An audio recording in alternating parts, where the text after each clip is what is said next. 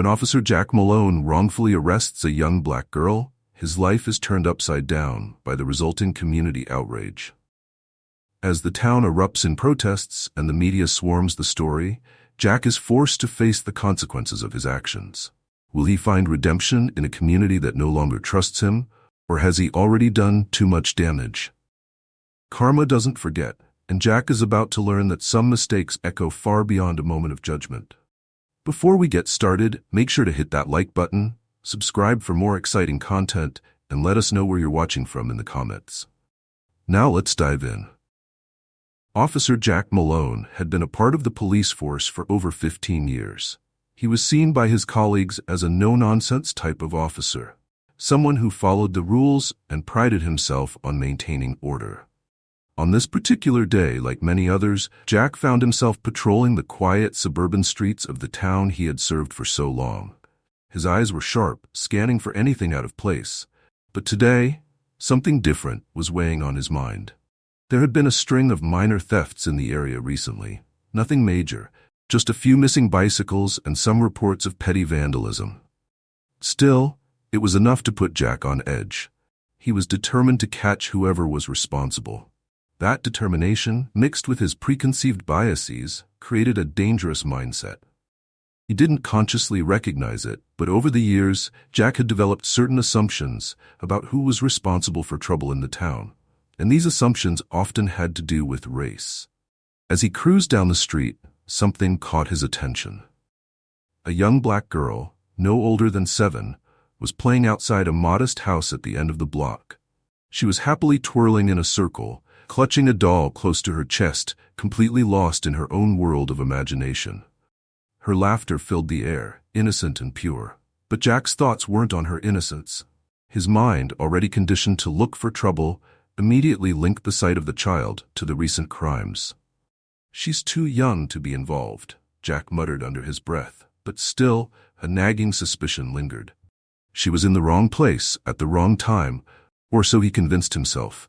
Jack pulled his patrol car to a slow stop in front of the house.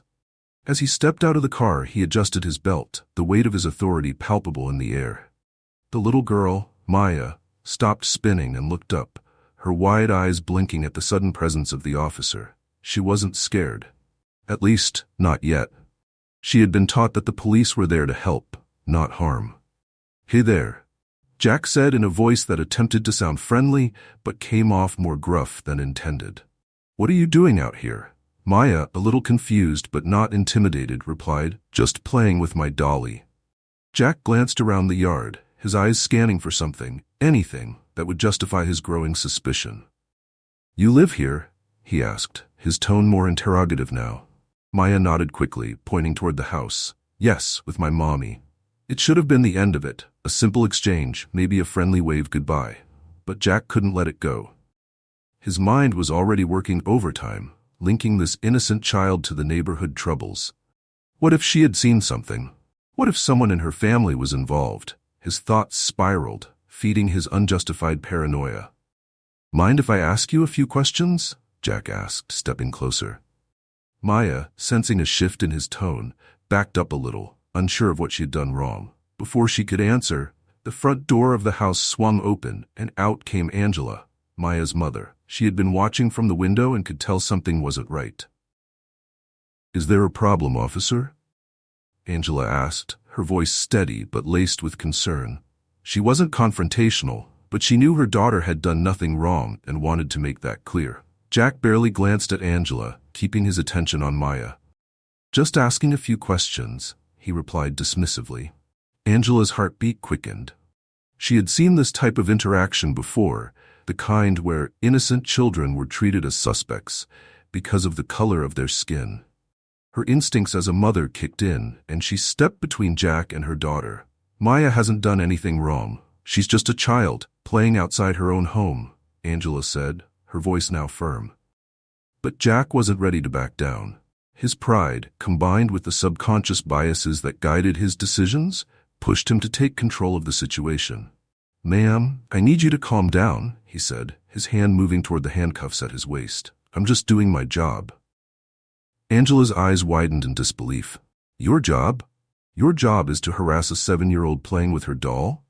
The situation escalated quickly. Jack, feeling his authority challenged, made a split-second decision that would change everything. He reached down and snapped the cuffs onto Maya's tiny wrists, the cold metal clinking loudly against her skin. The girl let out a terrified cry, her doll dropping to the ground. "Stop! What are you doing?" Angela screamed, rushing forward to stop him, but Jack held up a hand, pushing her back with a stern warning. "Step away, ma'am, or you'll be arrested too." Maya's cries filled the air as Jack led her toward the patrol car, her little wrists bound in cuffs far too large for her. Angela stood frozen in shock for a moment before chasing after them, her heart racing, her mind unable to process what was happening. The neighbors, drawn by the commotion, began to gather, their murmurs of disbelief echoing through the street. As Jack shoved Maya into the back of the patrol car, Angela's voice broke. "She's just a child. You can't do this. Please, don't take her." But Jack's mind was set. He believed he was doing his duty, upholding the law, even if that meant tearing a little girl away from her mother. The drive to the station was silent, save for Maya's soft sobs in the back seat. Jack's grip on the steering wheel tightened. He was too proud, too stubborn to admit he might have made a mistake. Back at the station, Maya sat alone in a cold, gray holding room, her doll left behind on the sidewalk. Angela, left devastated in the wake of the arrest, was already mobilizing to get her daughter back, but the damage had been done. Jack, in his blind adherence to his own flawed instincts, had crossed a line that couldn't be uncrossed. The weight of his actions hadn't hit him yet, but karma was already on its way, quietly and patiently waiting for the right moment to strike. At the station, Officer Jack Malone walked through the corridors with a stoic expression, though a slight unease began to gnaw at him. He tried to ignore it. He was a seasoned cop, someone who had learned to trust his instincts, even when they led him into murky waters. Yet today felt different, and he couldn't quite put his finger on why. As he led little Maya through the precinct's doors, several of his colleagues glanced over. They didn't say anything outright, but their raised eyebrows and hushed murmurs hinted at what they were thinking. What had Jack done? Arresting a 7-year-old? Jack pushed past their judgmental stares and guided Maya into one of the holding rooms. The sterile, concrete space was far too harsh for someone her age. It was where the station usually placed petty criminals or suspects waiting to be processed, not a place for an innocent child. Maya sat on the small, cold bench in the room, still sniffling, her wrists red from the cuffs that had now been removed. Her large, tear-filled eyes looked around in confusion. She didn't fully grasp what was happening, why she had been taken from her home, why the man in the uniform was treating her like she had done something wrong. Her world, once so safe and small, had suddenly grown much scarier. Jack closed the door behind him and stood outside for a moment, trying to shake the growing discomfort inside him. Maybe I'm overreacting, he thought, though the voice inside him didn't sound so sure. As he made his way to his desk, he spotted Lieutenant Davis, his superior, making a beeline for him. Davis was a man who believed in procedure but also had a strong sense of justice and fairness. He didn't tolerate nonsense or needless displays of power. "What the hell's going on, Jack?" Davis asked, his voice low but sharp. Jack, already on the defensive, folded his arms. "Just doing my job, Lieutenant. I brought in a potential suspect." "A suspect?" Davis echoed, incredulous. "Jack, she's a 7-year-old kid. What could you possibly think she's involved in?" Jack shifted uncomfortably, refusing to meet his superior's gaze directly. "There's been trouble in the neighborhood. Petty thefts, vandalism. I saw her outside and what? You think a little girl is responsible for all that?" Davis cut him off, his voice rising. Several officers nearby glanced over. The tension in the room was palpable. "I didn't say she's responsible, but maybe she's seen something, or someone she knows is involved," Jack said, his words coming out too fast, as if he was trying to convince himself more than anyone else. Davis let out an exasperated sigh, rubbing the bridge of his nose. "Jack, you've been on this force long enough to know better. You don't haul in a child because of a hunch. You're way out of line on this one." Jack clenched his jaw, feeling the weight of his authority slipping away. "Look, Lieutenant, I know it seems extreme.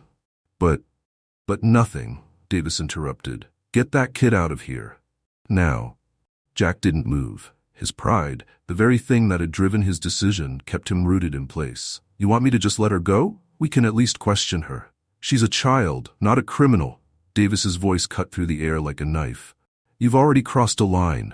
Don't dig yourself in deeper." As the words sank in, Jack felt the eyes of his colleagues on him. The room, once so familiar and comfortable, now felt like a courtroom, and he was on trial. He opened his mouth to argue, but found he didn't have the words. The weight of Davis's reprimand, combined with the growing unease in his chest, made it clear that he was losing control of the situation. Meanwhile, across town, Angela was not sitting idle. After her daughter had been taken away, she had immediately started making calls. Friends, neighbors, and even community leaders began rallying behind her. Angela wasn't just fighting for Maya. She was fighting against the injustice that had plagued her and so many others like her for years. By the time she arrived at the station, Angela had gathered a small crowd of supporters. They waited outside the precinct, holding signs, making calls to the media, and demanding answers. Angela's heart raced as she approached the station's entrance, her hands trembling with a mix of fear and fury. All she wanted was her daughter back, safe and sound. But she also knew this wasn't just about Maya. It was about the systemic injustice that had played out before her eyes. Inside the station, Jack was still sitting at his desk, stubbornly refusing to acknowledge the mess he had created. The phone on his desk rang, but he ignored it. The pressure in the room was growing, and he could feel the eyes of his colleagues on him, their judgment palpable. But before he could do anything, one of his fellow officers approached. "Jack," the officer said quietly, "there's a crowd gathering outside. It's about the girl." Jack's heart sank. He stood up, glancing out the window. Sure enough, there was a small but growing group of people, many of them holding signs, others speaking into cameras from local news stations. The situation was quickly spiraling out of his control.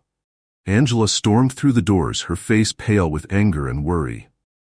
"Where is my daughter?" she demanded, her voice loud enough to cut through the noise of the station. Jack could see her from where he stood, but he didn't move. Lieutenant Davis, however, quickly approached her. "Mrs. Evans," Davis said, his tone apologetic but professional, "we're going to release your daughter immediately. This was a misunderstanding, and we deeply regret what happened." Angela's eyes flashed with emotion, but she kept her composure.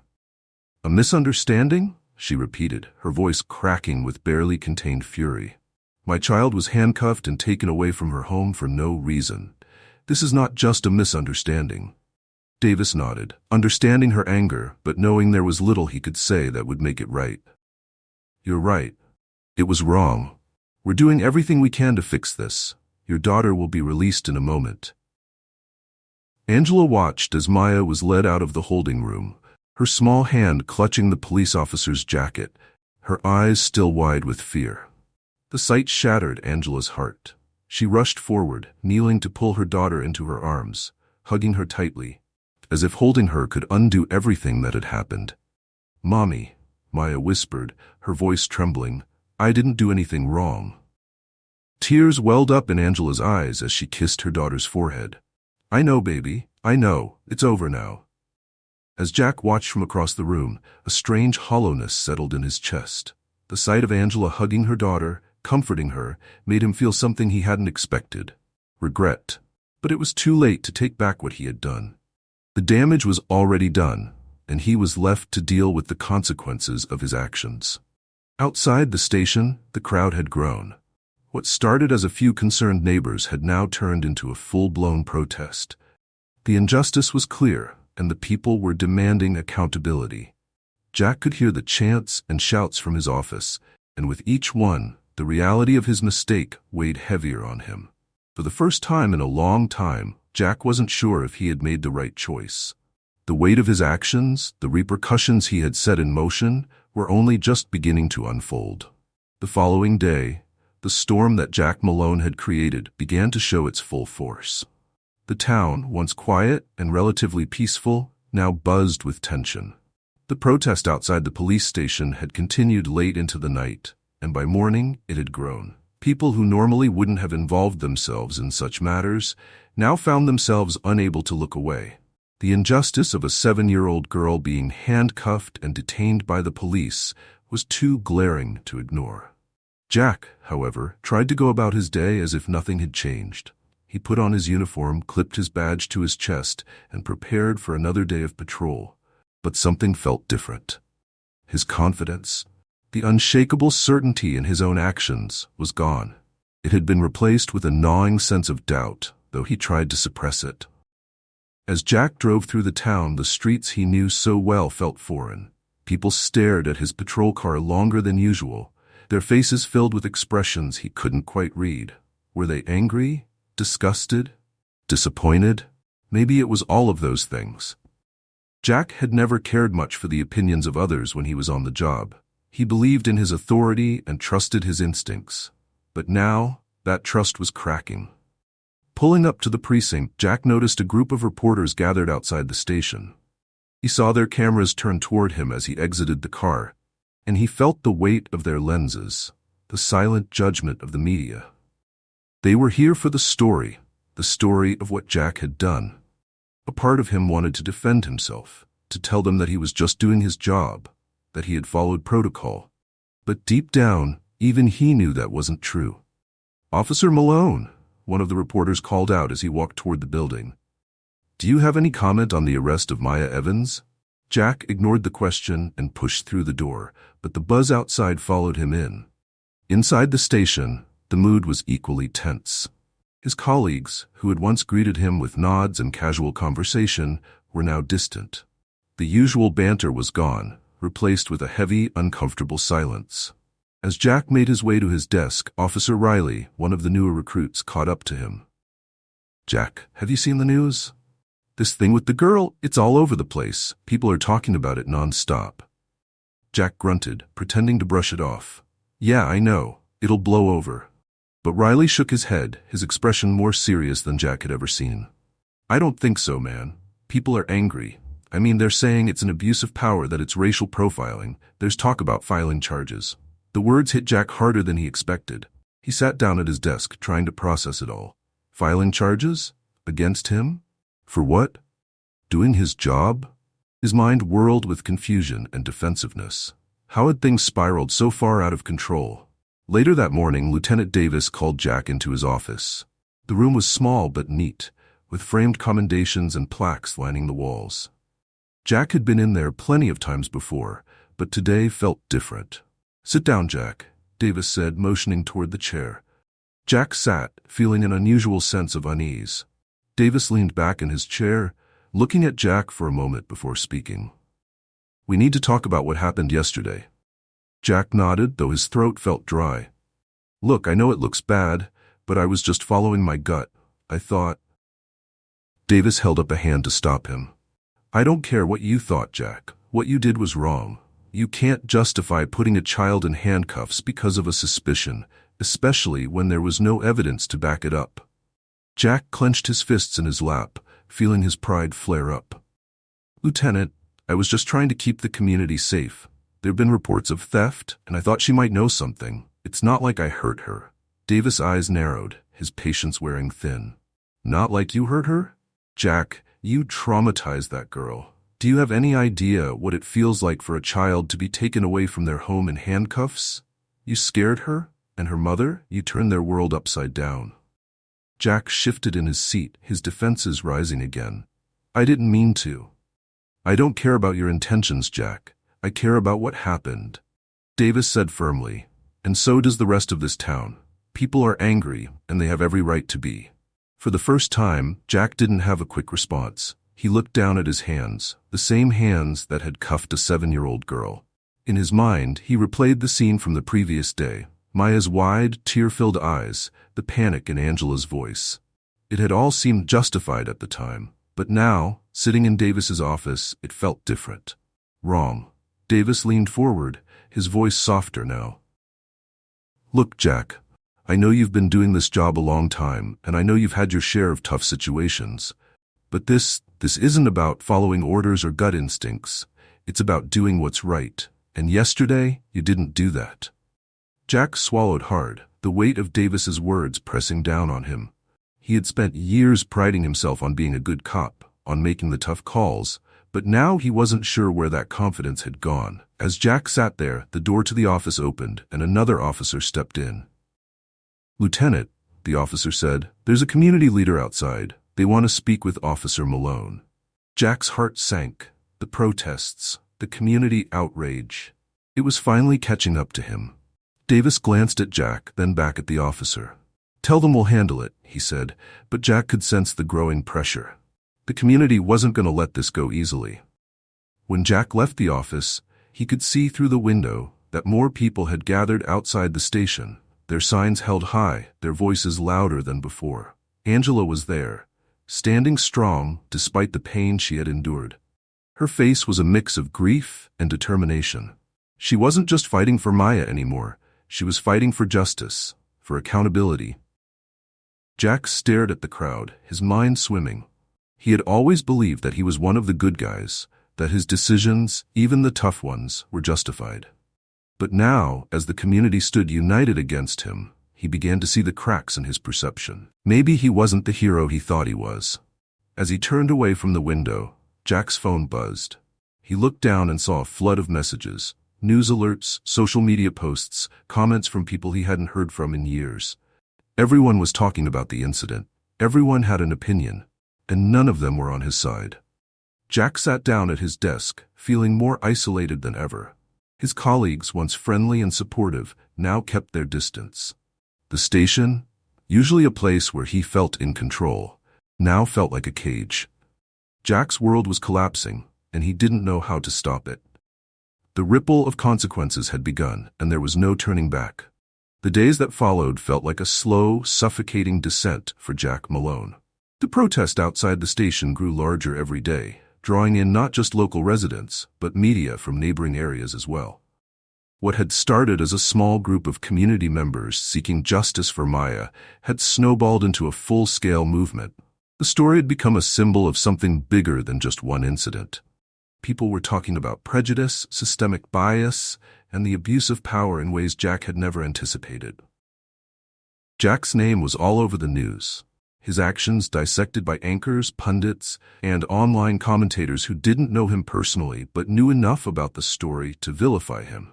Social media was relentless. Every time he checked his phone, he saw his face on news clips, articles, and posts. None of them painted him in a good light. His family called him, concerned, but they didn't know how to support him in the face of such overwhelming public outrage.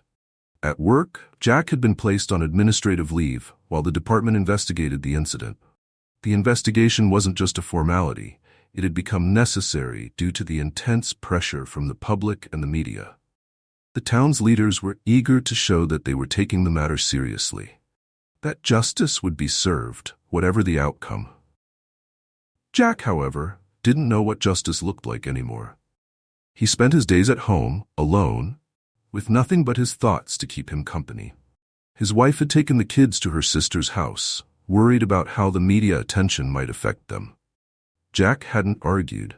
He understood why they needed to get away, but it left him with the emptiness of a quiet house. He replayed the events over and over in his mind, trying to justify his actions, trying to tell himself he had been doing his job. But each time, the image of Maya's terrified face, her small wrists in handcuffs, shattered his attempts at self-defense.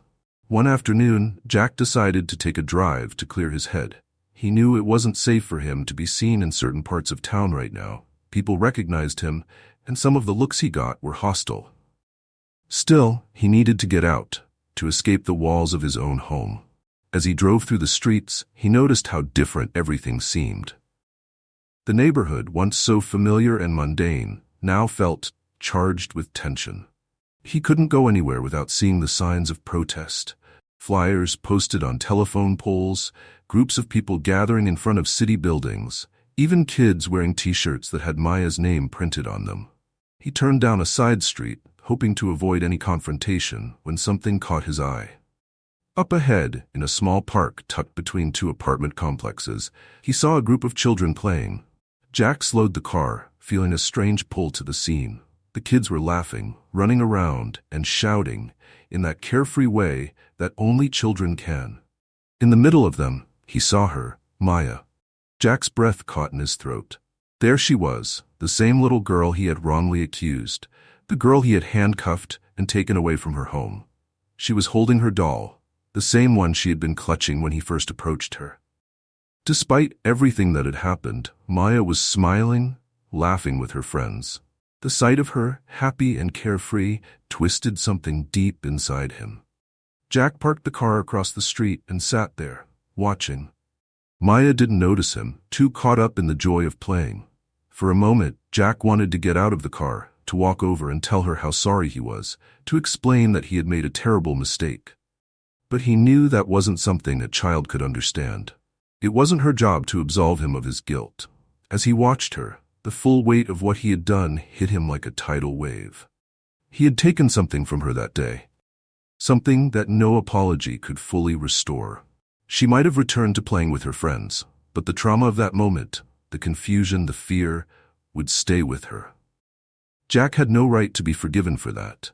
He had let his biases, his unfounded fears, guide his actions, and a little girl had paid the price. Suddenly, one of the other kids ran over to Maya and whispered something in her ear. She stopped, her face growing serious for a moment, then nodded. The kids began to leave the park, waving goodbye to one another. Jack stayed in his car, not moving, not wanting to be seen. As Maya left the park, her head turned, and for the briefest second, their eyes met. Jack felt a chill run down his spine. It wasn't anger or fear that he saw in her gaze. It was something far more disarming. Innocence. Maya didn't recognize him as the man who had taken her away. To her, Jack was just another adult in a world of adults. But that didn't make him feel any better. In fact, it made him feel worse. He had done something unforgivable, and she didn't even remember him. Jack sat there for a long time after Maya left, staring at the now empty park. The guilt weighed on him like a stone, pressing down on his chest, making it hard to breathe. He had spent his whole life thinking of himself as a good man, a man who protected others, but now he wasn't sure what that meant. His badge, his uniform, everything that had once given him a sense of purpose, felt hollow. That evening, back at home, Jack couldn't sleep. His mind wouldn't stop replaying the events, the arrest, the aftermath, Maya's face. He got up, walked to the kitchen and poured himself a glass of water. As he stood there, staring out the window at the dark, quiet street, he realized something. He couldn't keep running from what he had done. The next morning, Jack made a decision. He needed to face this head-on.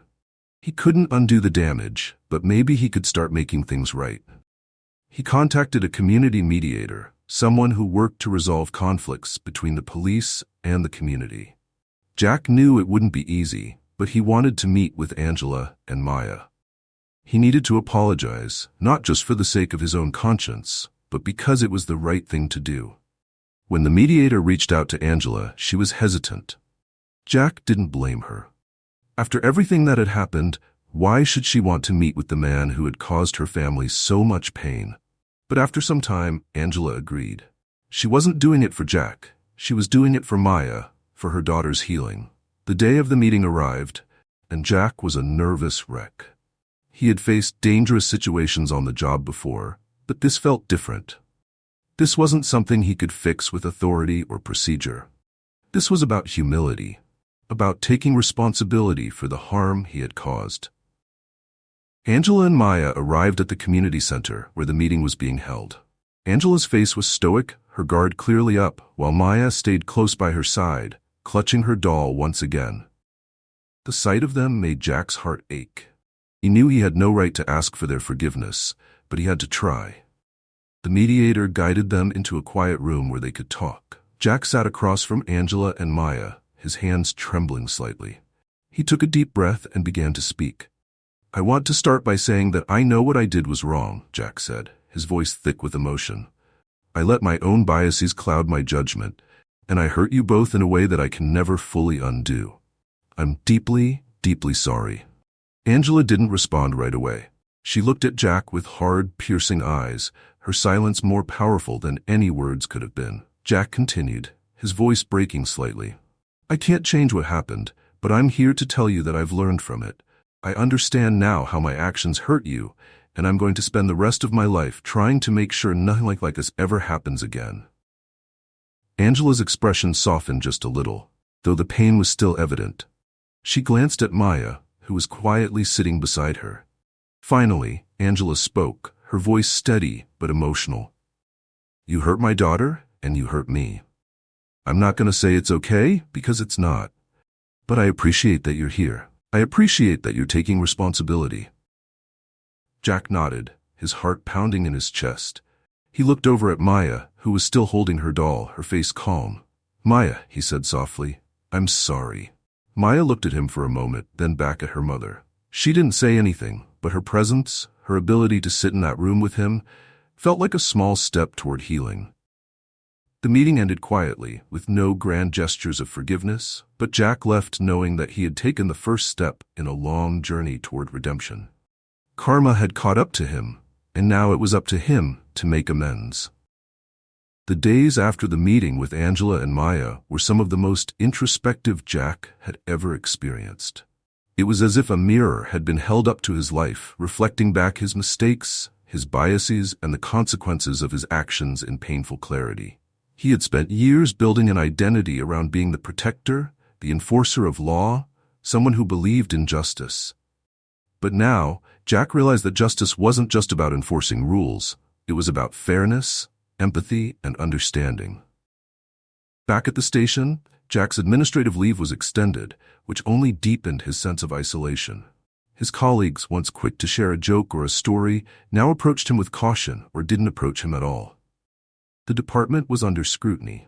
Jack knew he had become a liability, and it was only a matter of time before more serious consequences might come down. He spent his mornings pacing around his house, unable to shake the feeling of being lost. His wife had returned home with the kids, but things between them weren't the same. She was supportive, but there was a distance, a quiet that hadn't been there before. Jack felt like a stranger in his own home, unsure of how to rebuild the bridges his actions had burned.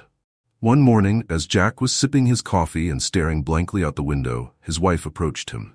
She hesitated for a moment before speaking, as though unsure how to start.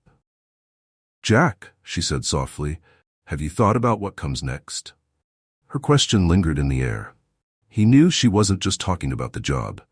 Jack set his coffee cup down and sighed. "I don't know," he admitted. "I keep thinking about what happened, how I ended up making those choices. How could I have been so wrong?" His wife nodded, her face a mix of sympathy and concern. "I think it's good that you're asking those questions, but maybe you need to do more than just think about it. Maybe you need to take action." Jack frowned, not understanding. "What do you mean?" "I mean," she continued, "maybe it's time for you to give back. Not just an apology, but something more. You hurt that little girl, Jack. You hurt her family. If you really want to make it right, maybe it's time you start working on the other side, helping to fix what's broken." Her words hit him harder than expected, but she was right. Jack had always believed in fixing things from the inside out, but now he realized that he had to confront the very system that had allowed him to make the mistakes he did. And that system wasn't just the police force.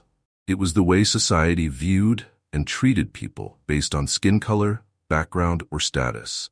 That evening, after wrestling with the idea, Jack reached out to the same community mediator who had helped facilitate the meeting with Angela and Maya. Jack explained that he wanted to be involved in community outreach programs, particularly those focused on police reform and racial justice. He knew he had no right to expect forgiveness, but he also knew that the only way to heal, both for himself and the community, was through tangible action. The mediator was surprised but receptive. "It's not going to be easy," the mediator warned. "There are a lot of people in the community who don't trust you right now. You're going to have to prove that you're serious about this, and it won't happen overnight." "I'm willing to do the work," Jack replied. "I want to do the work." And so Jack began his journey toward redemption. It started with small steps, attending community meetings where the air was thick with distrust. People were wary of him, and rightly so. At first, no one wanted to hear what he had to say. They saw him as part of the problem, and in many ways, he was. But Jack didn't push. He sat in the back of the rooms, listening quietly, absorbing the stories of those who had been harmed by the same system he had once fiercely defended. He learned about the ways racial profiling had hurt so many families like Maya's. He heard from parents who feared for their children's safety every time they walked down the street. Jack had known about these issues in an abstract sense, but hearing the personal stories, seeing the pain up close, made it real in a way that nothing else could. One evening, after several weeks of attending these meetings, Jack was approached by Angela. It was at the end of a particularly emotional discussion about police reform, and Jack had remained silent throughout, letting the voices of the community take center stage. Angela had watched him from across the room, and now, as the meeting was wrapping up, she walked over to him. "You've been coming to these meetings for a while now," Angela said, her tone cautious but less hostile than before. Jack nodded, feeling a mixture of nervousness and relief that she was speaking to him. "I have. I'm trying to listen, to understand what I've missed for so long." Angela studied him for a moment, her expression unreadable. "You know," she said, "I never thought I'd see you here. After what happened, I wasn't sure if you even cared." Jack's heart sank, but he understood her sentiment. "I care," he said quietly. "I didn't realize how blind I was before. I don't expect you to forgive me, but I'm trying to do better." Angela crossed her arms, looking down for a moment as if weighing her next words. "You can't take back what happened," she said, her voice steady but filled with emotion. "Maya was hurt, and so was I. But I see that you're trying, and I respect that. Just don't expect it to be easy." "I won't," Jack replied. "I'm not looking for easy. I just want to help in any way I can." Angela nodded slowly. "Then keep showing up. Keep doing the work. Maybe one day, we'll find a way to move past this. But for now, you've got a lot to prove." Jack left that night with a glimmer of hope, not because everything was fixed, but because there was a chance, however small, that healing could begin. Over the following months, Jack became more involved in the community. He worked with local leaders on programs aimed at improving relations between law enforcement and residents. He helped create training sessions for police officers that focused on de-escalation and cultural sensitivity. He also began mentoring younger officers, sharing his experience as a cautionary tale of what happens when bias clouds judgment. The process wasn't smooth. There were setbacks, moments where Jack wondered if his efforts were making any difference at all. But he kept going, driven by the understanding that real change takes time. One day, as Jack was attending another community event, he saw Maya again. She was playing with some other children in a nearby park, laughing and running around, her doll still a constant companion. Jack watched from a distance, a bittersweet feeling welling up inside him. Maya had moved on from that terrible day, her childhood resilience allowing her to find joy again. But for Jack, the memory remained a stark reminder of the impact his actions had. As he watched, Maya looked up and saw him. This time, she recognized him. Jack braced himself, unsure of what to expect, but instead of turning away or reacting with fear, Maya simply looked at him for a moment, then gave a small, almost imperceptible nod before returning to her play. It was a small gesture, but for Jack, it meant everything. Karma had come full circle, but now, for the first time, Jack was on a path toward understanding. He had learned the hard way that redemption wasn't about erasing the past, it was about owning it, learning from it, and doing everything in your power to make things right, even when the road ahead was long and uncertain. And that, perhaps, was the truest form of justice. Thanks for joining us. If you enjoyed this story, don't miss the next one.